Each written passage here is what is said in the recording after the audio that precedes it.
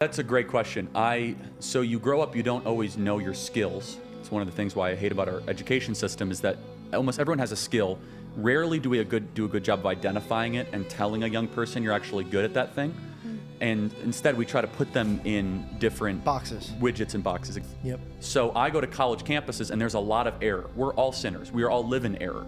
The problem with college campuses though is that it calls error truth. So the entire institution is absent and outside of and is in contradiction with God's law and God's perfect commands for our life. So you experience that and you're like, what actually matters? What matters is your relationship with the divine, your relationship with your family, your kids, and maybe a close collection of friends, and your relationship with the truth. And you could decide to lie all the time, and you become a tortured individual. And you know those people. You just turn on television. They're constantly lying, and they just become like disfigured either emotionally, spiritually, or physically. Because when you lie, I believe you're actually committing suicide of the soul. I really believe that. And what that thing is what you call God. And so what we have done is we removed the idea of the biblical God, a God that loves you, and a God that judges you, and a God that tells you how to live, with all these counterfeit pagan gods. And we see what's happened to the West, and the West is committing suicide because of it. When you're standing in colleges and you're talking to these children, the same way that Peter and Paul would talk against people, and some would agree and some would not agree.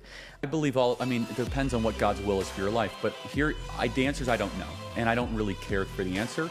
All I care about is what I do. And what I do is I fight. And I know what God calls of us. So the specific teachings of Christ is go make disciples of all nations. I'm trying my best to do that. And I'm trying to do it first in this nation, because this nation impacts every other nation on the planet. You cannot impact the world without impacting America, period. That's the way that God has designed the universe in this particular being, that as America goes, the world goes. Why? The first commandment, as I mentioned, is that God says, I'm the Lord your God who delivered you out of the house of bondage of Egypt. God wants us to live free. And you can only live freely in the state of liberty if you have order.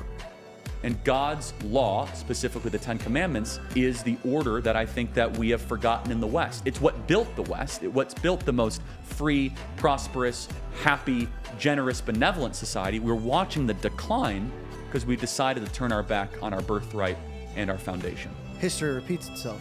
This is King David's kingdom all over again.